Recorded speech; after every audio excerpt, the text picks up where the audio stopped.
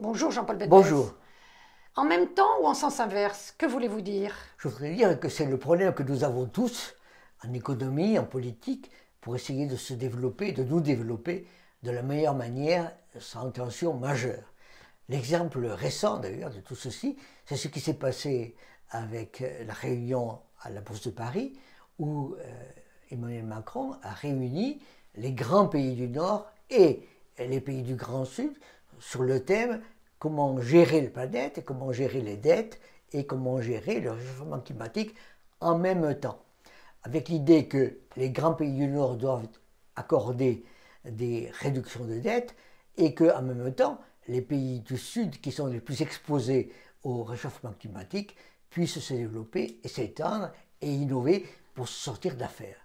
C'est la même histoire que l'on a avec la retraite en France, où on a en même temps à résoudre la question de l'âge de la retraite plus repoussé pour les seniors, mais faire en sorte que ces seniors puissent travailler, faire en sorte que les petites retraites soient revalorisées et faire en sorte que les femmes aient également des retraites revalorisées. Donc on ne peut pas faire une chose isolément sans prendre en considération tous ces aspects.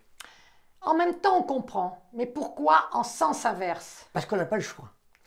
Quand vous dites je vais faire ceci sans avoir les conséquences mécaniques de votre action, vous ne le comprenez pas. Par exemple, si on augmentait les salaires sans prendre en considération les effets que ça a, on ne comprend pas. Par exemple, autre exemple, quand la réunion a eu lieu des pays du Nord avec les pays du Grand Sud, quand on dit aux pays du Nord il faut que vous abandonniez les dettes, mais il faut faire aussi en sorte que les pays du Grand Sud ne s'endettent pas en Chine. Parce qu'à ce moment-là, vous croyez aider les pays du Grand Sud qui en fait se retrouvent dans les bras de la Chine où c'est souvent plus difficile, plus cher et moins souple. Il faut les aider à se développer. Il faut tout le monde. Il faut aider tout le monde à se développer, c'est-à-dire qu'il faut en permanence dire ce qui se passe. Si on ne dit pas que c'est toujours en même temps et en sens inverse, on ne forme pas, en quelque sorte, on n'aide pas les gens à changer en comprenant que les aides d'un côté supposent des efforts de l'autre. Donc, c'est en même temps et en sens inverse l'économie. C'est toujours en même temps et en sens inverse. S'il suffisait d'augmenter les salaires pour avoir le plein emploi, bravo.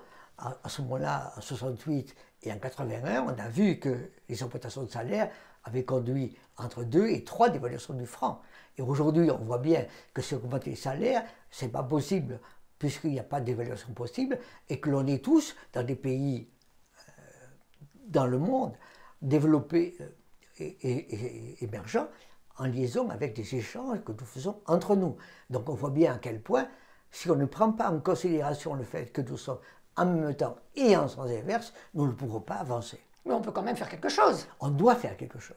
On doit faire quelque chose parce que, effectivement, les problèmes sont plus graves que jamais, plus difficiles que jamais. Il y a non seulement le réchauffement climatique qui pèse sur tout le monde, mais il y a des tensions entre la Chine et les États-Unis, il y a une guerre en Ukraine. On voit bien à quel point, aujourd'hui, il faut que nous ayons une vision plus complète de la situation économique et plus complexe de la situation économique. C'est toujours en même temps et c'est de plus en plus en sens inverse. Mais en fait, il faut plus investir et plus former, sinon on disparaîtra. Toujours. C'est grosso modo la solution pour tous, c'est former plus et mieux et innover plus et mieux. Et ceci veut dire former plus et mieux en disant ce qui va se passer, autrement dit en informant plus et mieux. Merci Jean-Paul Bedbez. Je vous invite à vous abonner, je vous invite à liker, je vous invite à en parler, je vous invite à faire des commentaires. Donc je vous invite, merci.